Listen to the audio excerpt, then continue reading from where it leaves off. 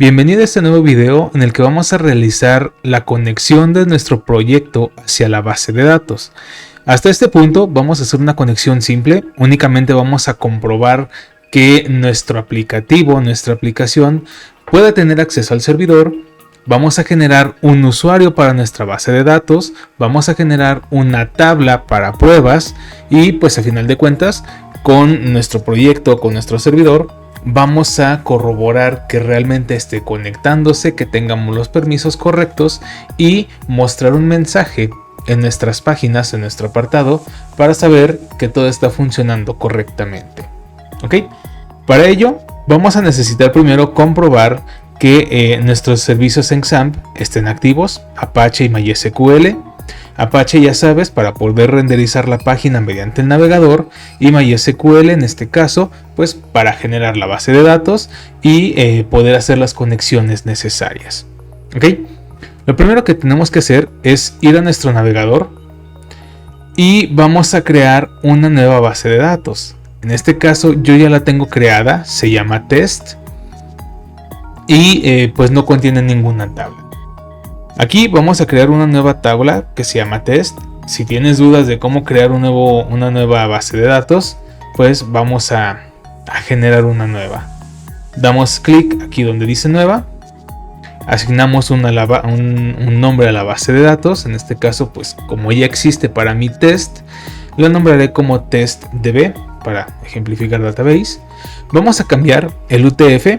Vamos a dejar el UTF-8 en su formato Unicode. Vamos a buscar latinos, UTF-16, 32, UTF-8, Unicode CI. ¿Okay? Esto para tratar de prevenir la mayor cantidad de problemas cuando utilicemos caracteres especiales, cuando utilicemos emojis o con los metadatos traigamos alguna fuente, una tipografía y pues tratar de prevenir todas estas cuestiones. Vamos a crear. La base de datos se creó correctamente, viene aquí y nos despliega automáticamente el apartado para generar nuevas tablas. En este caso vamos a modificar una nueva tabla que se llame test con dos columnas, únicamente para pues estar realizando algunas pruebas posteriormente. El nombre pues lo vamos a dejar como nombre, por ejemplo, y vamos a generar un apellido. Recuerda, esto es únicamente para poder hacer pruebas después. Esto lo vamos a cambiar a un varchar. Y bien, podemos cambiar ese nombre por usuario. Y pues podemos tener aquí el password pcwd. Okay, esto lo vamos a tener únicamente para pruebas, ya que las primeras fases que vamos a realizar pues son propiamente las funciones para un login. Esto lo dejamos así súper simple para que trates de comprender, para que no tengas problemas al familiarizarte con este tipo de proyectos y este tipo de códigos. Ya posteriormente, conforme vayamos avanzando con el proyecto, con funciones y con módulos, pues vamos a aumentar la complejidad y vamos a hacer que todo esto parezca un poco más real. Bien, entonces un varchar lo dejamos con 16 caracteres. A mí me gusta utilizar siempre múltiplos binarios. Y pues que nos toca nada más guardar. Ok, entonces ya tenemos la base de datos creada, ya tenemos una tabla como para ejemplo, para hacer pruebas de conexión, pruebas de consulta, pruebas de actualización, las pruebas que vamos a hacer con todos los queries que vamos a estar probando. Entonces, ya que tenemos esto, una parte muy importante es empezar a generar, una protección a nuestra base de datos, aumentar la seguridad. Sabemos que todas las bases de datos tienen un usuario root y que generalmente y muy particularmente MySQL existe ese usuario root sin contraseñas. Entonces esto puede hacer que nuestras aplicaciones, ya cuando las tenemos directamente cargadas a un servidor, puedan ser vulneradas muy fácilmente, dado que tenemos el usuario y la contraseña de stock. Para ello vamos a seleccionar nuestra base de datos hay que expandir un poquito más la ventana del navegador porque no me despliega las opciones. Y aquí, importante, vamos a ir a operaciones. Dentro de operaciones, bueno, más bien operaciones no, vamos a ir a más y vamos a acceder a la parte de privilegios. Dentro de esto vamos a encontrar que el usuario root está marcado 3 veces. Una para acceder con una IP 127.0.0.1 que corresponde al loopback, o sea, se está redirigiéndose al propio servidor. Una con localhost y la otra que simplifica que está en el mismo servidor. ¿Ok? Vamos a agregar una nueva cuenta de usuario. En este caso, pues pide tu nombre de usuario. En este caso, pues yo voy a utilizar el seudónimo que me caracteriza.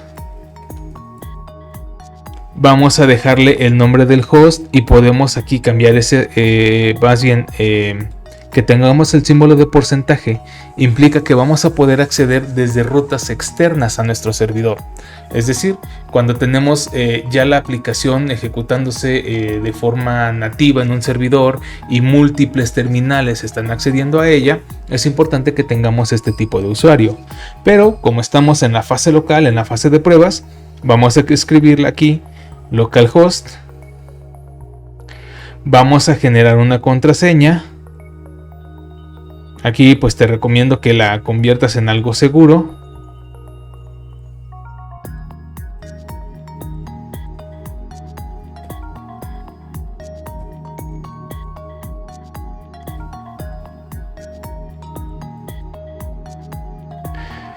Hasta este punto pues va a ser secreta para ti.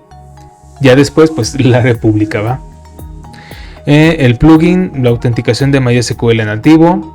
No vamos a pedir que nos genere una contraseña, lo cual hasta cierto punto es lo ideal, dado a que la va a generar con ciertos parámetros y ciertos prerequisitos de seguridad. Aquí en este caso vamos a seleccionar los privilegios a los que vamos a estar otorgando a este tipo de usuario.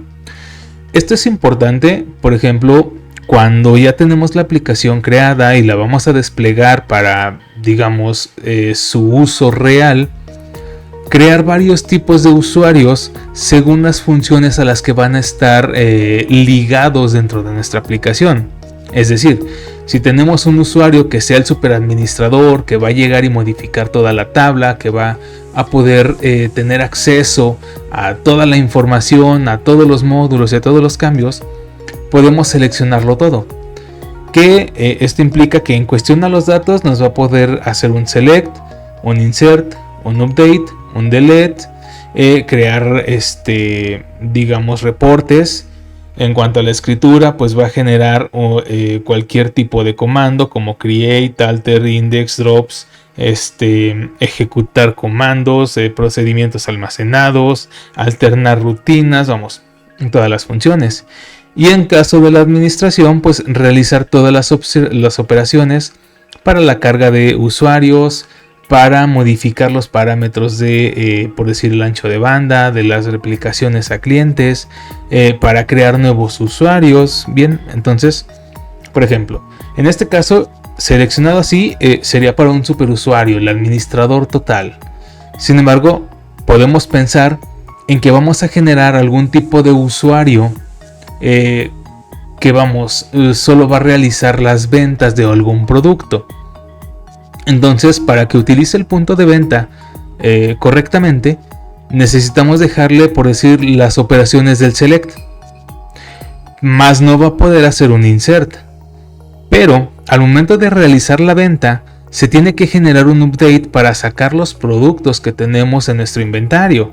Hay que dejarlo. ¿Ok? Entonces no vamos a permitirle generar un delete o que borre información, porque pues realmente esto nos puede perjudicar de alguna forma. En cuanto a la escritura, no le podemos permitir crear tablas, no le vamos a permitir alterar tablas, no vamos a permitirle que genere índices, no vamos a permitir que borre bases de datos ni tablas, tampoco que cree tablas temporales. Vamos, lo que sí podríamos dejarle es el execute, porque cuando creamos procedimientos almacenados, execute es el que lo desencadena. Entonces, si vamos a aumentar hasta cierto punto la seguridad de nuestra aplicación, es necesario utilizar procedimientos almacenados y no generar los queries de forma nativa y forma directa dentro de nuestro código. Esto nos va a ayudar hasta cierto punto a mitigar o a bloquear los intentos de inyección de código de SQL. Triggers también es posible que se necesiten, sin embargo no lo vamos a permitir que los cree. Y vamos, en cuanto a la administración, un usuario para vender no necesita tener ningún acceso. Okay, en este caso estamos creando un usuario para controlar toda la parte de la base de datos porque estamos en la fase de pruebas y en la fase de desarrollo. En teoría entonces mi usuario debe tener los permisos para modificar todos los aspectos posibles en la base de datos. ¿Ok? Aquí toca entonces configurar un poquito las cuestiones para la configuración del SSL y poder acceder de forma remota y hacer las configuraciones que tengamos desde algún punto donde tengamos conexión a internet. Hasta este punto no lo necesitamos. Vamos a continuar con la creación del usuario. Entonces, si vamos ahora a nuestra base de datos, vamos o desplegamos el más, entramos a privilegios, vamos a encontrar que ya existe nuestro usuario y que tiene los mismos permisos de tipo globales con todos los privilegios y que todos esos permisos están concedidos. ¿Ok? Entonces, hasta este punto ya tenemos el usuario que vamos a estar utilizando para trabajar con nuestra base de datos. ¿Ok? Aquí viene marcado que es específico para la base de datos. No necesariamente podemos designarle que tenga más opciones, que tenga menos opciones, y pues simplemente por aquí ya terminamos con esta configuración. Ahora, tenerlo así garantiza que cuando vayamos a hacer alguna configuración o alguna conexión basada en localhost, va a tener acceso, va a tener permiso para poder trabajarlo. Sin embargo, nos faltaría alguna otra opción. Si te fijas, existe esta como 127.0.0.1 y necesitamos también tener ese permiso. Una forma bien simple, editar privilegios.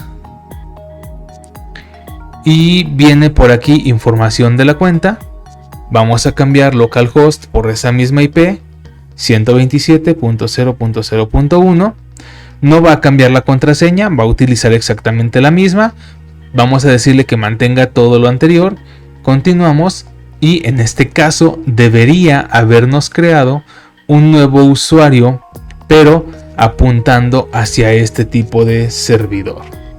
Bien, entonces hasta este punto ya tenemos un usuario creado únicamente para que trabaje con nuestra base de datos.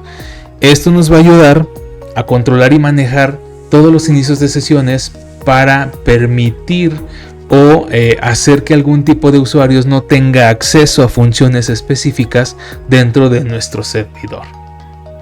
Ok, entonces con esto terminamos con la preconfiguración, por decir, de nuestra base de datos, que ya después, conforme a tu proyecto o tus necesidades, pues vas a crear una base de datos con un nombre específico, con la cantidad de tablas que sean necesarias. Bien, entonces, si regresamos a AdZoom, tenemos el resultado del último video. Un hola mundo, una lista, vamos hasta donde nos quedamos en el video anterior. Ahora vamos a ir al Visual Code y vamos a generar un nuevo archivo. Podemos hacerlo con clic secundario, nuevo archivo, y en este caso lo vamos a nombrar con algo referente a que nos diga que es un archivo, o más bien que es el código para la conexión de nuestra base de datos.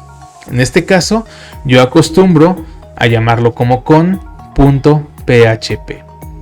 Necesitamos la extensión PHP porque como tal es código nativo que vamos a estar ejecutando en este archivo. Si lo dejamos como .html y le escribimos código de PHP, simplemente no va a funcionar el PHP. Si le escribimos JS y le escribimos PHP, es probable que funcione, pero podría generarnos problemas. Entonces, como es código PHP completo y puro, pues vamos a dejarlo específicamente con ese tipo de extensión. ¿Cómo saberlo? Depende de las configuraciones que tengas en tu Visual Code. Va a tener ese elefantito o va a tener un símbolo como un elipse que dice PHP. ¿Okay? Esto varía entre varias distribuciones del propio Visual Code, pero pues funcionan para lo mismo. En este caso vamos a inicializar código de PHP. Esto lo hacemos con el símbolo menor que, el símbolo de interrogación y PHP. ¿Ok? Tabulamos esta parte, no hace nada. A veces puede ser que sugiera la etiqueta de cierre de PHP, que simplemente es el símbolo de interrogación y el símbolo mayor que. Esto implica que todo lo que vayamos a escribir dentro de esta parte tiene que ser código y tiene que ser funciones nativas de PHP. Podemos, en algunos casos, y lo vamos a tener que hacer, cerrar las etiquetas para incrustar código de HTML, para incrustar código de Java, y ya es un juego que tienes tú que estar pensando, visualizando, para que no tengas fallas, no tengas problemas y puedas alternar entre códigos de vista y código funcional. Bien, entonces hasta este punto pues no vamos a hacer la gran cosa, no es un problema que vayamos a tener. Todo es el mismo tipo de código y vamos a empezar. Entonces te sugiero siempre que ingreses tabuladores. Hay que tratar de indexar el código lo más que podamos para poder tener toda nuestra estructura establecida, que si hay algún error sepamos rápido dónde poder ir a buscarlo y pues todas estas funciones. ¿Ok? En este caso ya nos sugiere una variable de conexión. Esta variable de conexión la podemos dejar así tranquilamente y no vamos a tener problemas, pero es, digamos, de alguna forma recomendable hacer la separación en la que vamos a tener las 4 variables que estamos viendo aquí: localhost, el username, el password y la database, para tenerlo en variables separadas y poder tener una mejor estructura, un mejor control sobre lo que estamos leyendo. No quiere decir que esta línea, así como la propone, está mal, pero sí, digamos, en este punto en el que estás aprendiendo el lenguaje, puede complicarte entender ciertas cosas. ¿Ok? También es un riesgo porque a final de cuentas te estarías acostumbrando a una forma de trabajo, digamos, más simplificada o más, digamos, más clara, más humanizada. Y cuando llegues a una empresa de desarrollo o a un equipo ya establecido que utiliza parámetros distintos, puede parecerte un poco confuso el cómo trabajan ellos, el que están simplificando pasos, en que en lugar de tener 10 líneas de código para una función tienen solo 6. Entonces, en este caso, según los tutoriales, voy a tratar de que sea lo más simple, lo más claro y lo más entendible para que vayas conociendo el lenguaje. Ya posteriormente pues toca esas métricas, esa forma de trabajo, o más bien el cómo tú te sientes cómodo trabajando tu código. ¿Ok? Entonces en este caso lo voy a hacer de la forma más simple y tratando de dejarlo lo más claro que se pueda. Y vamos a crear 4 variables, las mismas que están aquí. Para crear variables con PHP vamos a utilizar el símbolo del dinero, ¿sí? En este caso vamos a escribir host y ya nos sugiere cuál vamos a ingresar. Terminamos con comillas, punto y coma. Vamos, sigue sugiriendo el user con el root, que es lo tradicional, como ya te había dicho, que el usuario principal o el usuario que está creado de forma nativa para nuestra base de datos es root. Sin embargo, pues no tiene, digamos, parámetros de seguridad preestablecidos. Después de root, ¿qué necesitaríamos? El password, su contraseña y pues obviamente la base de datos a la que vamos a apuntar. Esta información hasta este punto la necesitamos de nuestro PHPMyAdmin. ¿Okay? La base de datos se llama testdb. Vamos a ponerlo aquí en database, se llama testdb. El usuario, vamos a evitar usar este root y vamos a utilizar el que hemos generado. Ya en tu caso, pues obviamente es un usuario con un nombre distinto, ¿verdad? Entonces en este caso pues agrego mi nombre de usuario.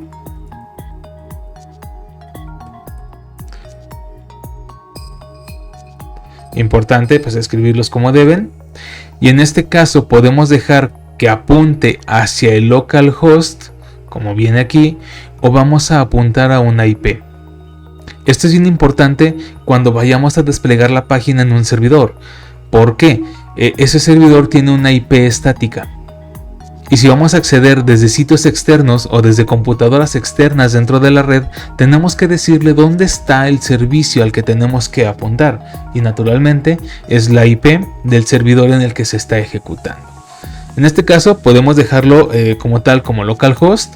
Y ya más adelante que hagamos la primera prueba, pues lo cambiamos al segundo tipo de usuario o al segundo acceso, que es con la IP, para comprobar que esté funcionando correctamente.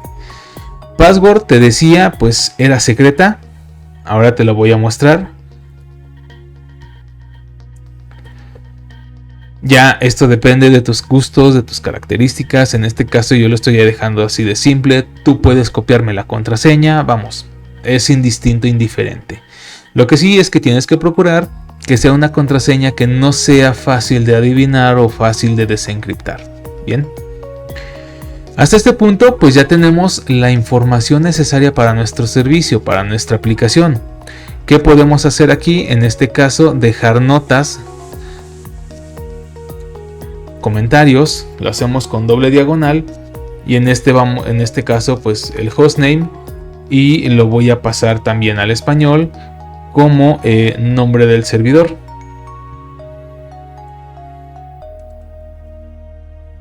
¿Sí?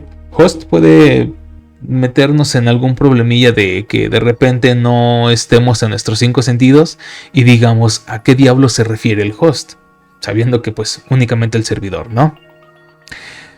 El siguiente comentario pues sería el database username.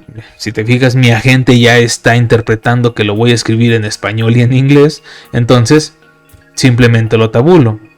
Hay veces que vamos a confundir a la gente y pues no va a saber ni qué está haciendo, y muy particularmente si le decimos revisa mi código y dime por qué está fallando, nos va a generar más fallas de las que estamos resolviendo.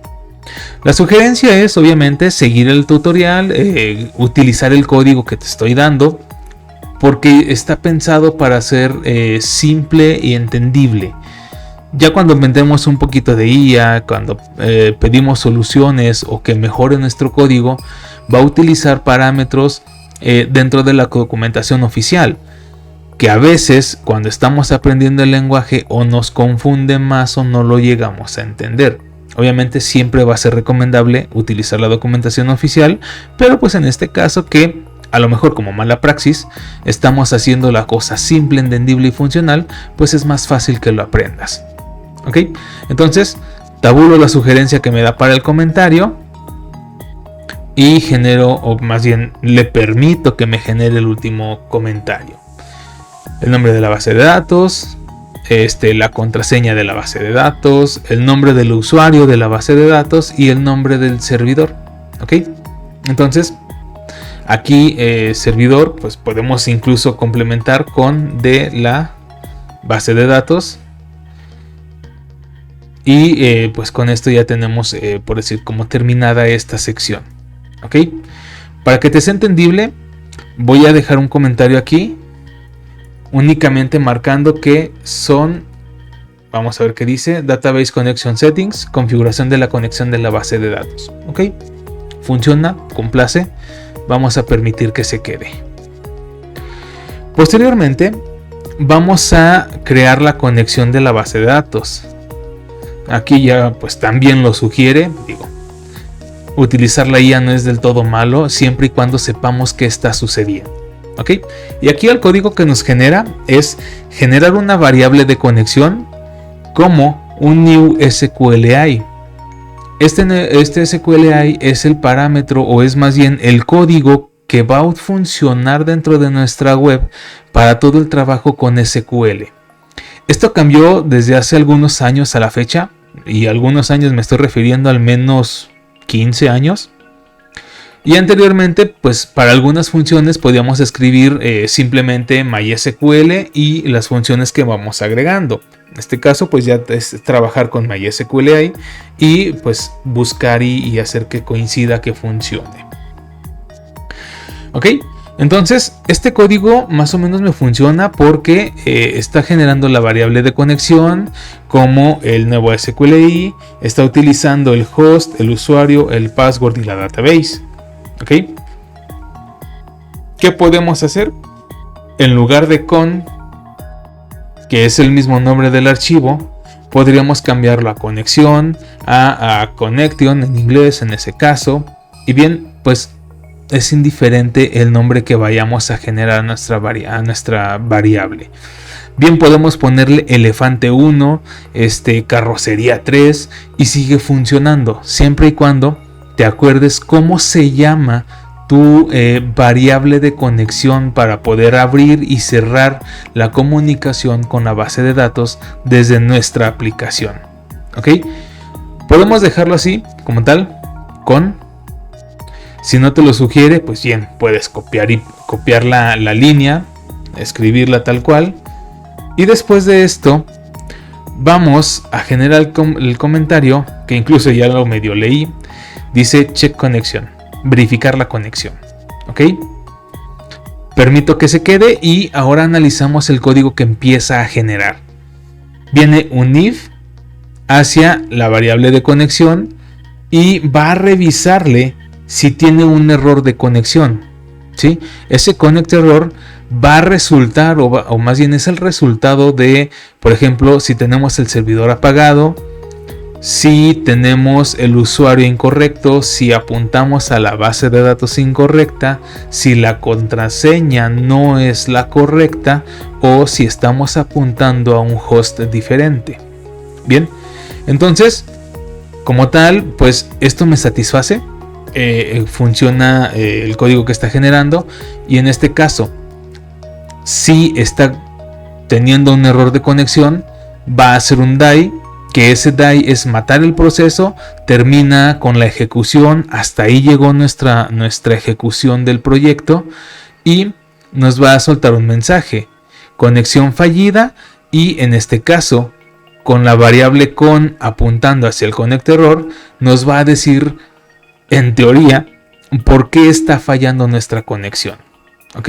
Entonces, como tal, esto funciona. Entonces, vamos a dejarlo.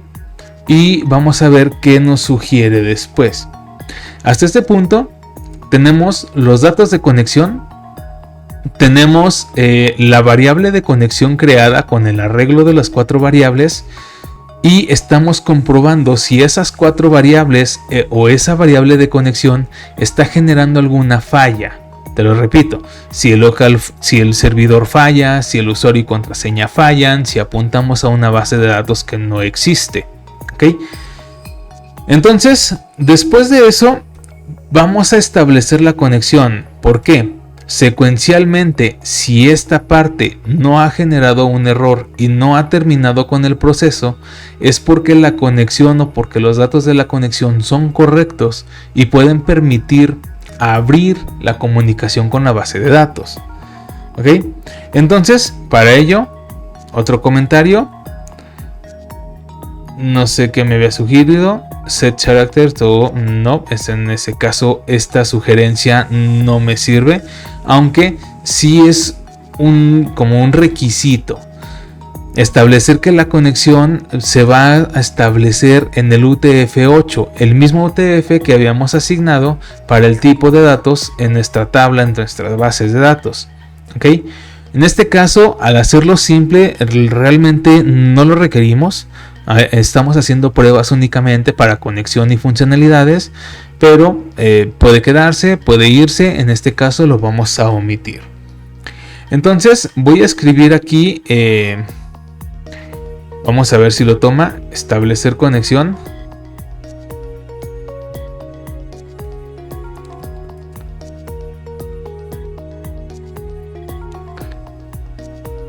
A la base de datos, ¿ok? Podemos dejarlo así, español-inglés, o bien podemos, ya cuando aceptamos la función, pues tener esta función. Ok, este charset, como te dije antes, vamos a omitirlo. Y pues, ¿qué podemos hacer?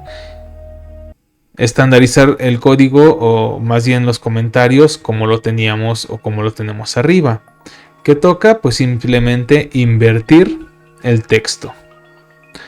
Ok. Ahora, el código que va a llevar esta sección es bastante simple, como pues lo que está proponiéndonos aquí. Una conexión con el charset UTF-8 MBA para maximizar compatibilidad con los sistemas operativos. Recuerda que de alguna forma este proyecto está pensado o está tratando de codificarse para funcionar en los 3 sistemas operativos que tenemos como principales. Entonces es posible que algún Linux o que incluso Mac esté manejando otro tipo de caracteres, otro tipo de funciones, vamos. Entonces lo dejamos ahora sí como el set charset al UTF-8 MBA. Y pues aquí nada más puede decir, nos dice que setea el carácter al UTF-8, establece el conjunto de caracteres al UTF-8. Podemos dejarlo, podemos quitarlo. Yo lo voy a dejar para que vayas viendo las anotaciones y el para qué serviría lo que está escribiéndose. ¿Qué nos toca? Decirle, o más bien indicarle a nuestro usuario si en este caso la conexión se realizó correctamente. Para eso, y para mostrar algo similar a lo que tenemos aquí, una palabra o un párrafo, en PHP hacemos un echo. Escribimos hecho. Y en este caso, pues nos lo manda en inglés, conexión satisfactoria, el connect successful, y se puede quedar tal cual. Siguiendo con nuestro parámetro de inglés-español, pues podemos generar la parte de conexión correcta.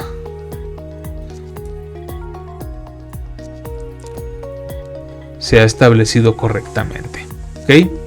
Y pues acá, mensaje de conexión exitosa. ¿Ok? Cosas que nos propela IA no están del todo mal, pero pues son medianamente correctas. ¿Ok? Entonces, guardamos este código y nos tocaría pasar al navegador para ver si la conexión se está realizando correctamente, si tenemos algún problema o alguna falla. ¿Ok? ¿Qué podemos hacer? Aquí en AddSum App simplemente vamos a escribir con.php.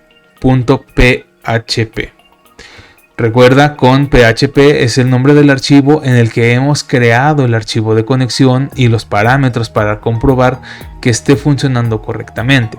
Entonces, en teoría, al ir a esta ruta nos debería mostrar justamente esto: conectado satisfactoriamente a la base de datos.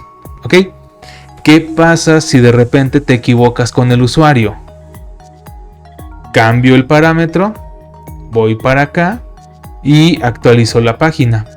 En este caso, MySQLi en su parte de construcción dice que se ha definido el acceso para un usuario, y aquí nos dice MasterSank, obviamente es incorrecto, que apunta hacia el localhost utilizando una contraseña.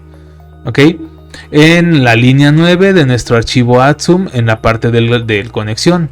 Entonces, aquí ya nos está diciendo dónde posiblemente está el error y cuál es el error. Aquí dice el uses MasterSank. Si vamos al archivo que nos dice el archivo de conexión y a la línea 9, es aquí en la parte de la construcción. ¿Ok?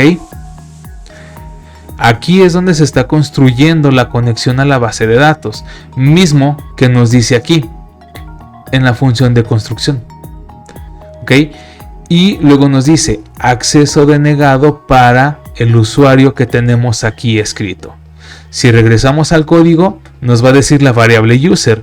¿Dónde está la variable user? Aquí arriba.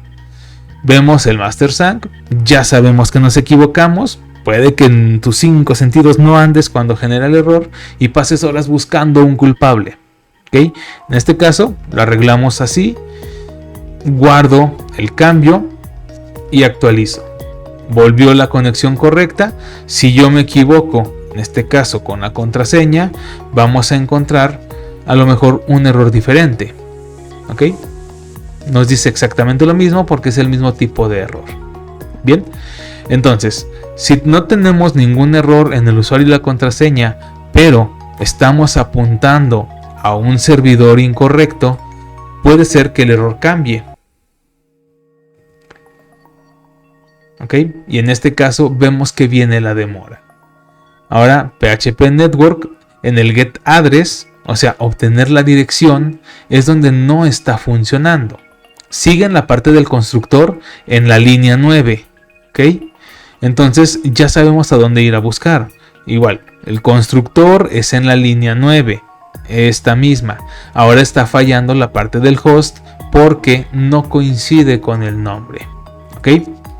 Entonces, quito eso, regreso a como estaba y vuelvo a actualizar mi sitio.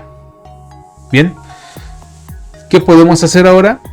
En todos los formularios donde vamos a tener una conexión o una interacción a la base de datos, necesitamos forzosamente agregar este código. Pero imagina que en tus 27 sitios donde vas a conectar a la base de datos para hacer un registro, para hacer una consulta, para hacer un update, tengas que agregar todo esto al inicio de tu código. Y que vengas tú bien tranquilamente, puedas hacer, por ejemplo, vamos a utilizar un clic secundario, inspeccionar, y que algún usuario traviesillo, algún usuario medio malandro, pueda ver todo tu código y encuentre al principio de tus líneas el código para acceder a tu base de datos. Que si no protegiste correctamente y le permitiste la conexión a SSL o por medio de SSL, con esta información visible en tu sitio, pueden acceder, robarte información, modificar toda la tabla y hacer que tu sistema se corrompa. ¿Ok? Una forma de protegerlo, en ese caso, vendría siendo la importación. Importar archivos, importar código de un sitio a otro, tiene que ver mucho con el modelo de construcción o el modelo de desarrollo que llamamos MVC, modelo vista controlador, donde en un archivo tenemos toda la parte de control, como lo viene a ser este código. En un archivo tenemos toda la parte de la vista, que es el código HTML con CSS, y en el otro archivo, en el del modelo, tenemos justamente todo el código PHP que hace funcionar a nuestros formularios. Entonces, esto genera que de alguna forma se encapsulen diferentes funciones en varios espacios y sea más difícil de interpretar cómo es que funciona nuestro sistema y hacia dónde estamos direccionando. ¿Ok? Lo primero que tendríamos que hacer entonces para que este código funcione en otra página sin tener mayores complicaciones, sin tener que reescribirlo todo y únicamente con una sola línea prácticamente, es, en el caso de nuestro index, cambiarle la extensión. Esto lo haríamos pues naturalmente con un clic secundario y vamos a buscar el renombrar. En este caso pues ando en el Windows, con el F2 puedo modificar. Y aquí quitamos HTML y escribimos PHP. Cambia el símbolo del elefantillo y tenemos nuestro mismo código funcionando aquí. Si vamos a nuestro navegador y vamos, o más bien borramos la parte que busca el archivo de conexión y damos un enter, vemos que no pasa nada. Sigue apareciendo la página de la misma forma. Pero para comprobar esto, si yo le pongo index.html, que es como estaba anteriormente, y si te fijas ahora ya no existe, y yo pido que me muestre esa página, no la va a encontrar. En cambio, si yo cambio ese HTML por PHP y le envío, encuentra mi sitio. De la misma forma que si no existiera index.php. ¿Ok? Entonces, vamos a importar en ese archivo de index las funciones para nuestra base de datos. Ya tú decides si las pones al principio del código o al final del código. ¿Ok? En este caso lo voy a hacer al final. Voy a agregar un comentario que nada más diga importar. Incluso ya lo sugiere. Importar la conexión a la base de datos. Ya me sugiere que vayamos a que, o más bien que voy a crear código PHP y me marca la etiqueta de inicio para código en PHP. ¿Ok? Me sirve. Me ahorra hasta cierto punto escribir 5 teclas y pues lo tabulo. Ahora, sabiendo que vamos a hacer una inclusión de un archivo, ya me lo muestra. Include el archivo con .php. ¿Ok? Para terminar, no lo sugiere, pero pues aquí ya apareció. ¿Ok? Con estas 3 líneas vamos a importar todo el código que viene en este archivo de conexión, sin necesidad de reescribirlo todo. ¿Qué debería pasar? Al momento de yo actualizar la página, aquí abajo debería aparecerme el mismo mensaje donde estaba habilitando o donde funciona la conexión a mi base de datos. ¿Ok? Comprobamos, actualiza y aquí muestra el comentario, importar la conexión a la base de datos, que pues obviamente está mal porque es mi comentario, y nos dice que la conexión ha sido exitosa. ¿Ok? ¿Qué podemos hacer? Este tipo de comentarios en HTML no son correctos. ¿Cómo lo corregimos? Para HTML el tipo de comentario es símbolo menor que, el símbolo de exclamación, doble guión medio, y del otro lado lo vamos a terminar como doble guión medio, incluso pues aquí está la sugerencia, y lo termina. ¿Ok?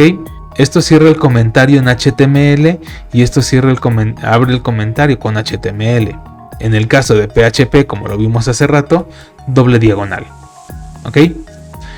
Entonces, al hacer esta corrección ya no va a aparecer este mensaje de importar la conexión a la base de datos. Guardo estos cambios, actualizo aquí y en este caso viene que ha sido correcta la conexión. Bien, hasta este punto terminamos con la práctica de este video, pero vamos a comprobar a través de la terminal que esté funcionando a través de Electron. ¿Recuerdas? Electron es el que nos permite abrir nuestra aplicación web como si fuera una aplicación de escritorio. Lo hacemos con npm run start. Lanzamos el comando y esperemos que funcione la conexión, que todo sea correcto y nos muestre el mismo mensaje que estamos viendo en el navegador.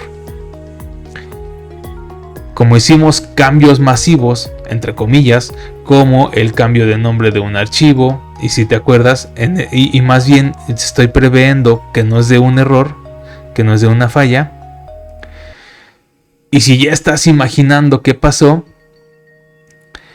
vamos a encontrar en el mensaje de error, dice que falló al cargar la ubicación o la ruta de index.html. ¿Ok? Ya encontraste pues, qué está pasando. Ya no existe index.html, ahora se llama index.php. Y eso vamos a ir a modificarlo en la package.json, donde más bien vamos a buscar dónde se configura. Main está apuntando hacia el index.js, vamos a index.js y aquí encontramos que al momento de renderizar y crear la página o más bien la ventana donde se va a cargar nuestra página, está apuntando a index.html. ¿Cómo lo corregimos? Quitamos HTML, ponemos PHP, así de simple. Guardamos esto y tratamos de volver a ejecutar el comando.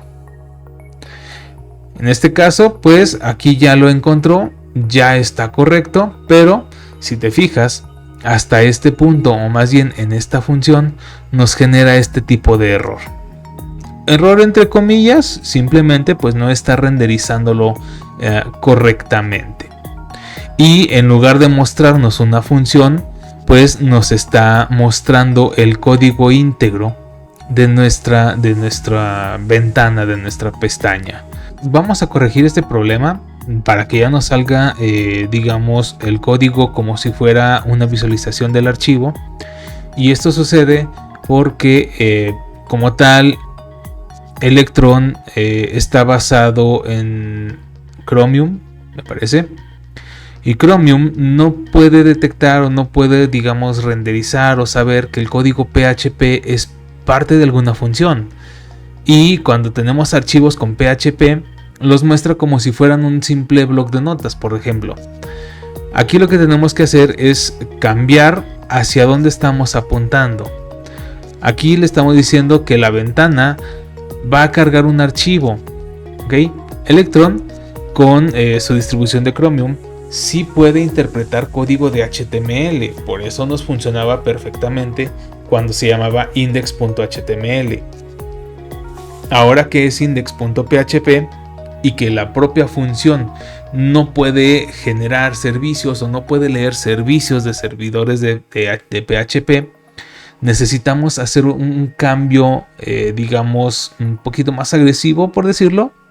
Simplemente, en lugar de cargar un archivo, vamos a cargar una URL, una ruta.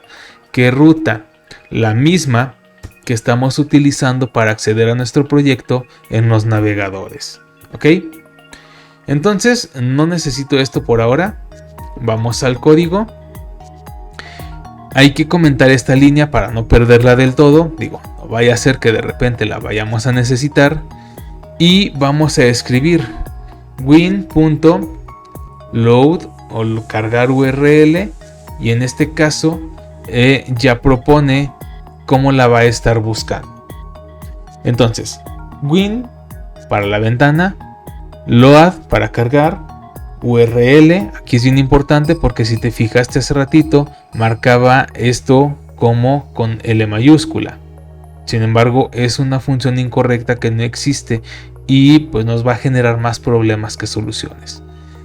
URL para decirle que es la ruta, y en este caso entre comillas simples o comillas dobles, ya dependiendo de cómo estés trabajándolo, vamos a ir primero a http:// localhost, que bien podemos cambiar por 127.0.0.1 o la IP del servidor al que estemos apuntando. ¿Ok? De forma simple lo voy a dejar como localhost, el nombre de la carpeta de nuestro proyecto y el archivo al que va a estar apuntando. ¿Ok? Aquí hace ratito, de forma original, o más bien como habíamos quedado en el video anterior, era apuntar al HTML, archivo que ya no existe. ¿Ok? Entonces, al cargar la ruta en lugar de un archivo, ya estamos pasando a través del servidor. O sea, estamos pasando a través de XAMPP con su servicio nativo. ¿Ok? Ahora, supuestamente, al hacer este cambio, ya podría nuestro proyecto funcionar. ¿Ok? Vemos que sigue con alguna falla. Vamos a revisar la línea de comando. Otra vez el win para la ventana, load para cargar, URL para mostrarlo. Abrimos en este caso el paréntesis, dejamos nuestra comilla simple, escribimos http diagonal local host diagonal add_zoom, que es el nombre de mi proyecto, -app index.php. Cerramos la comilla simple que habíamos abierto, dejamos nuestro paréntesis y el punto y coma. ¿Qué cambió? No te fijaste, no me fijé yo, pero aquí hay un puntito blanco. Significa que el último cambio que hayamos realizado no se guardó. Entonces, Lo guardo, control S, desaparece el punto y espero que mágicamente eso haya solucionado el problema. ¿Vemos? A veces los problemas y las fallas no son porque estemos fallando en el código. A veces funciona, o más bien a veces pasa que se nos olvida guardar los cambios y estamos 2 o 3 horas buscando un culpable entre las líneas de código, cuando realmente el culpable fue el humano, el desarrollador, que no guardó los cambios. ¿Ok? Entonces aquí ya tenemos funcionando mi base de datos en mi aplicación. Si yo vengo y hago la prueba de que cambio uno de los parámetros de la conexión y actualizo esta parte, viene el mismo error que vamos a ver en el navegador. ¿Ok? Entonces corrijo mi problema, guardo esto y actualizo en mi aplicativo. Funciona correctamente, actualizo en mi navegador y funciona correctamente. ¿Ok? Entonces, hasta este punto nos quedamos con este video. Ya tenemos una conexión activa a la base de datos. Ya ahora podemos generar consultas, podemos generar queries para trabajar con nuestra información. ¿Ok? En el próximo video vamos primero a ver un formulario. Cómo crear el formulario. En ese caso pues va a ser para un login, donde vamos a obviamente generar 2 campos de texto, un botón. Vamos a generar una consulta a la base de datos para extraer la información que tiene guardada. ¿Qué información se supone que tiene guardada?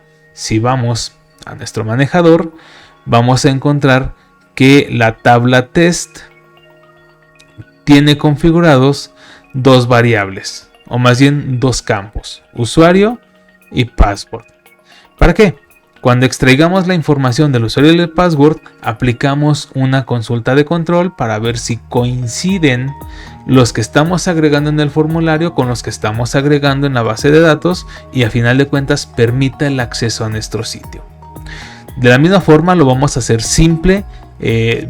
Incluso podríamos hasta este punto omitir un poquito el CSS y hacer que se vea igual de simple que esto, con el fin de que comprendas cómo funcionan los saltos entre archivos, cómo pasamos las variables de un sitio a otro, y vaya, entender de forma simple y llana cómo funciona todo el proyecto. Bien, entonces hasta este punto te dejo, inténtalo. ¿Tienes algún problema? Me lo dejas en comentarios.